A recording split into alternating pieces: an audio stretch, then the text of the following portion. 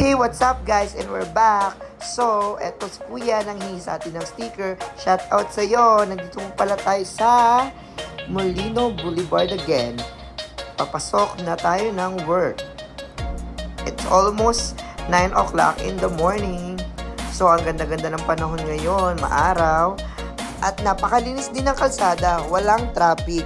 So, 9 AM pa lang, napakainit na, nakakahagard na ng face. Uy, may nakikita na naman tayong gustong manghingi ng sticker sa atin. So, tatabi na naman tayo sa gilid kasi baka na naman tayo yung maaksidente. So, eto na nga. Ayan na si Kuya. Gusto na manghingi sa atin ng sticker. So, bibigyan natin siya ng isa.